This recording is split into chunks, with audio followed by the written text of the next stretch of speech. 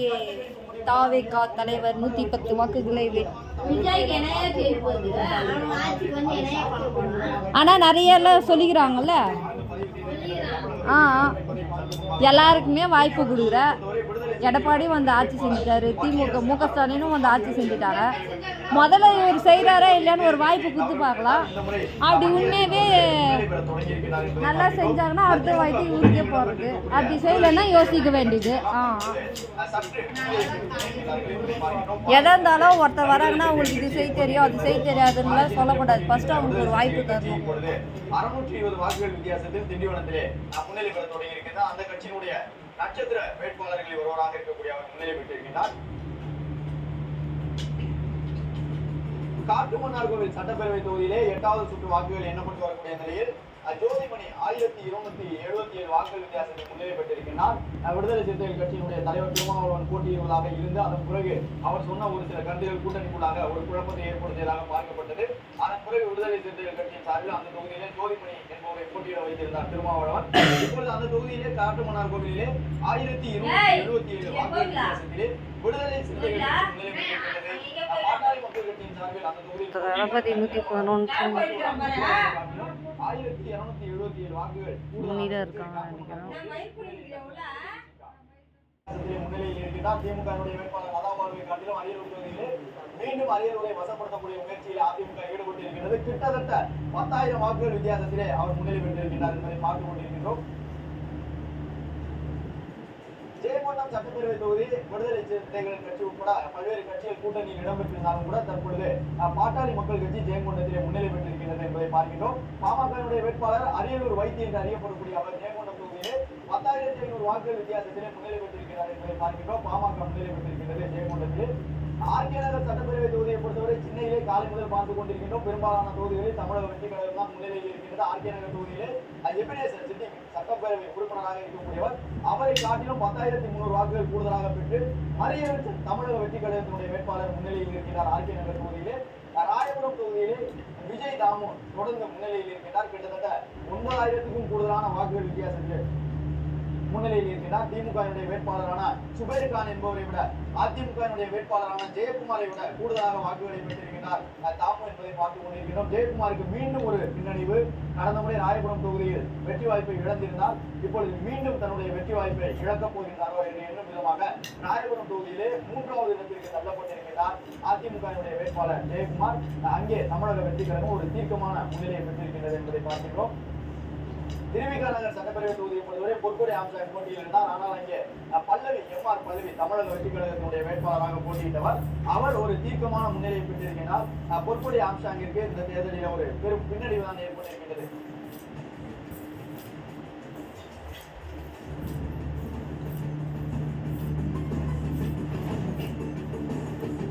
அடுத்ததாக ஒரு முக்கியமான தகவலை பார்த்துக் கொண்டிருக்கின்றோம். முன்னணியில் இருக்கக்கூடிய 61 தொகுதிகளில் மொத்தமாக கிட்டத்தட்ட ஒரு 10 தொகுதிகளிலே 1000க்கும் குறைவான வாக்குகள் வித்தியாசத்தில் தான் திமுக கூட்டணி முன்னிலை பெற்றிருக்கிறது. திமுக கூட்டணி இதுவரை 61 தொகுதிகளில் முன்னிலையில் இருக்கின்றது. தமிழக வெற்றி கழகம் 111 தொகுதிகளில் முன்னிலையில் இருக்கின்றது. அதிமுக கூட்டணி 62 தொகுதிகளில் முன்னிலையில் இருக்கின்றது.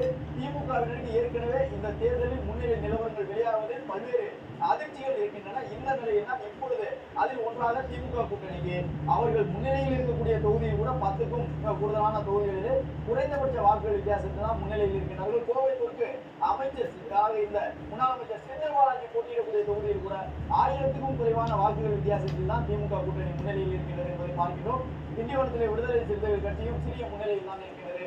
நாகர்கோவில் கூட்டணி முன்னிலையில் இருந்தாலும் கூட சிறிய வாக்கு வித்தியாசத்தில் தான் முன்னிலை பெற்றுள்ளது.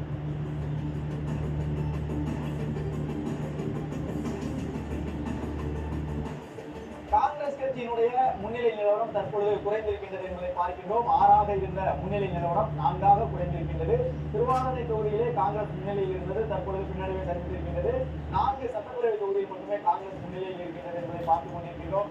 திருவாரூர் தொகுதியிலே அதிமுக கூட்டணி முன்னிலை பெறுமா என்று எதிர்பார்க்கப்பட்ட நிலையிலே தமிழக வெற்றி கழகம் முன்னிலை பெற்றுள்ளது.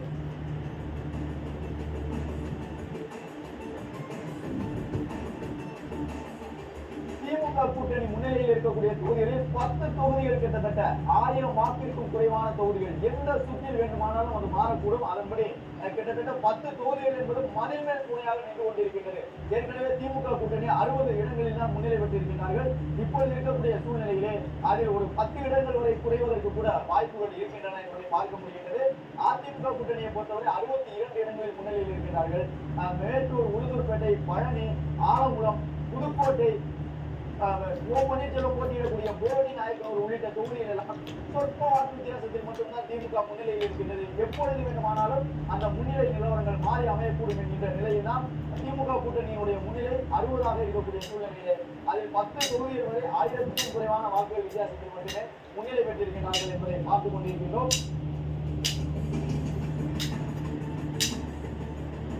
விளவங்கோடு, குளச்சல், வேலூர், மயிலாடுதுறை 4 தொகுதிகள் மட்டும்தான் இப்போது காங்கிரசினுடைய கைவசம் முன்னிலையாக இருந்து கொண்டிருக்கின்றது. திருவாரூர் தொகுதியிலே காங்கிரஸ் கட்சி பின்னடைவை சந்தித்து விட்டது என்பதை பார்த்துக் கொண்டிருக்கின்றோம். எனவே 4 தொகுதியில் மட்டுமே காங்கிரஸ் கட்சி முன்னிலையில் இருக்கின்றது.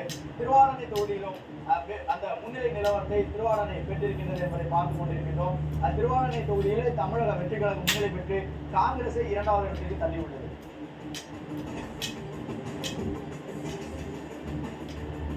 அதிமுக கூட்டணியை பொறுத்தவரை கிட்டத்தட்ட 13 தொகுதிகளிலே 1000க்கும் குறைவான வாக்குகள் வித்தியாசத்தில் தான் முன்னிலை பெற்றிருக்கிறார்கள்.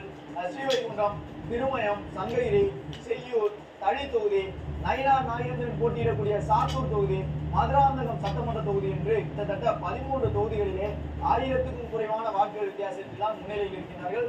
ஒரு பக்கம் 10 தொகுதிகள் மிக குறைவான வாக்குகள் வித்தியாசத்திலே திமுக முன்னிலையில் இருக்கின்றது. 13 தொகுதிகளில் 1000க்கும் குறைவான வாக்குகள் வித்தியாசத்தில் அதிமுக இருக்கின்றது. இந்த கிட்டத்தட்ட ஒரு 25 தொகுதிகளில் என்ன வேண்டுமானாலும் நடக்கலாம். திடீரென்று தாவேகாவிற்கு ஆதரவாக சில தொகுதிகள் மாறினால் கூட இப்பொழுதே 112 தொகுதியில் தமிழக வெற்றி கழகம் முன்னிலையில் இருக்கின்றது. அந்த முன்னிலை நிலவரம் மேலும் மாறும் பொழுது தமிழக வெற்றி கழகம் அறுதி பெரும்பான்மையோடு அவர்கள் ஆட்சியை நெருங்குவதற்கான ஒரு வாய்ப்பும் உருவாகக்கூடும். அதே நேரம் திமுகவை பொறுத்தவரை தற்பொழுது சற்று எழுச்சி கண்டிருக்கிறார்கள். திமுக கூட்டணியும் அதிமுக கூட்டணியும் எண்ணிக்கையிலே கிட்டத்தட்ட சம அளவுக்கு வந்திருக்கின்றது என்பதை பார்க்கின்றோம். அதிமுக 62 இடங்களிலும் திமுக கூட்டணி 60 இடங்களிலும் முன்னிலை பெற்றிருக்கிறார்கள் என்பதை பார்க்க முடிகிறது. 1000க்கும் குறைவான வாக்குகள் வித்தியாசத்திலே கிட்டத்தட்ட 23 தொகுதிகள் இருக்கின்றன அதிமுக திமுக முன்னிலை வசமாக.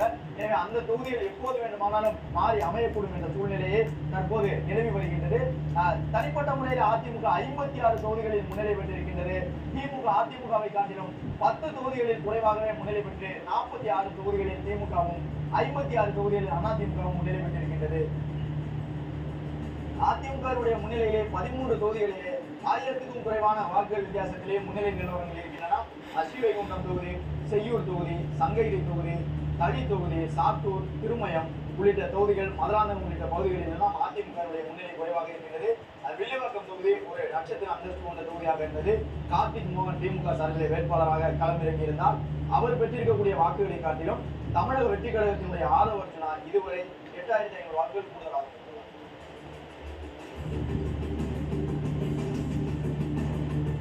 அடுத்ததாக திமுக கூட்டணியில் இருக்கக்கூடிய இந்திய கம்யூனிஸ்ட் கட்சிக்கு மற்றும் ஒரு பின்னடைவை பார்த்துக் கொண்டிருக்கின்றோம். ஸ்ரீவில்லிபுத்தூர் சட்டப்பேரவை தொகுதியில் போட்டியிட்டிருந்த இந்திய கம்யூனிஸ்ட் கட்சிக்கு தற்பொழுது ஒரு பின்னடைவு ஏற்பட்டிருக்கின்றது. முக்கியமாக எங்கேயெல்லாம் அதிமுக கூட்டணி கட்சியோ திமுக கூட்டணி கட்சியோ பின்னடைவை சந்திக்கின்றதோ அங்கேயெல்லாம் தமிழக வெற்றி கழகம் முன்னிலை பெற்றுக் கொண்டிருக்கின்றது. 118 இடங்கள் அறுதி பெரும்பான்மையோடு யாருடைய தயவும் இல்லாமல் ஆட்சி அமைக்க தேவை என்ற சூழ்நிலையிலே தமிழ்நாடு முழுவதும் 112 இடங்களில் முன்னிலை பெற்றிருக்கின்றது தமிழக வெற்றி கழகம். ஸ்ரீவில்லிபுத்தூர் தொகுதியிலே தாவேகாவுடைய வேட்பாளர் முன்னிலை பெற்றிருக்கிறார்.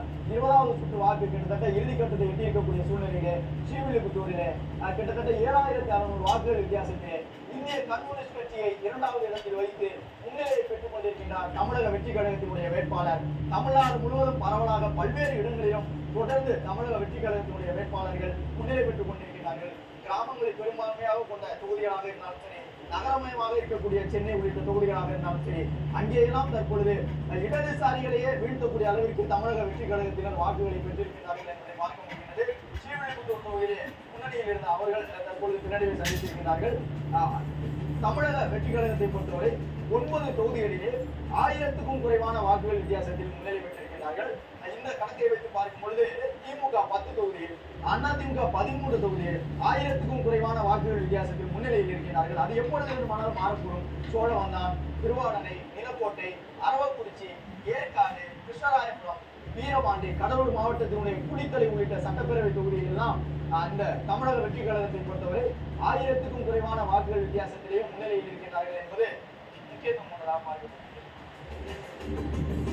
அடுத்ததாக சென்னையினுடைய மற்றொரு தொகுதி பிரபாகர் ராஜா சிட்டிங் எம்எல்ஏ விருகம்பாக்கத்தினுடைய சட்டமன்ற உறுப்பினர், அவர் இருக்கக்கூடிய தொகுதியிலே 18,000க்கும் கூடுதலான வாக்குகள் வித்தியாசத்தில் சபரிநாதன் தமிழக வெற்றி கழகத்தினுடைய வேட்பாளர் முன்னிலையில் இருக்கின்றார்.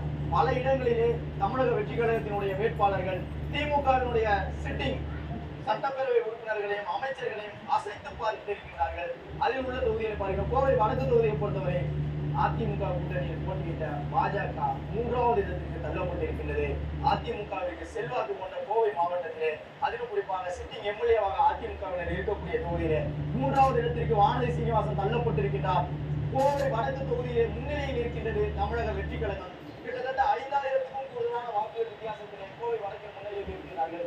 கவுண்டம்பாளையம் தொகுதி அதிமுகவிற்கு மிகப்பெரிய செல்வாக்கு இருக்கக்கூடிய தொகுதி. அந்த தொகுதியிலும் ஆர்டி கனிமொழி என்கின்ற இளம் வேட்பாளர் அதிமுகவினுடைய அருண்குமாரை காட்டிலும் 22,000க்கும் கூடுதலான வாக்குகள் வித்தியாசத்திலே முன்னிலை பெற்றுள்ளார்.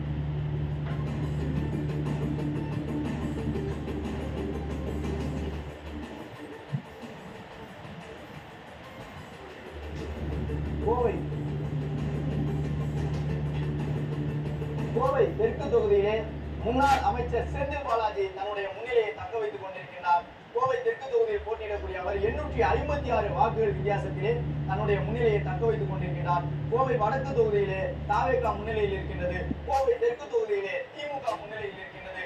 கோவை என்பது அதிமுகவிற்கு அசைக்க முடியாத ஒரு கோட்டையாக இருந்தது. அந்த 10 தொகுதிகளை கொண்ட கோவையிலே 2 தொகுதிகளை இந்த முறை அதிமுக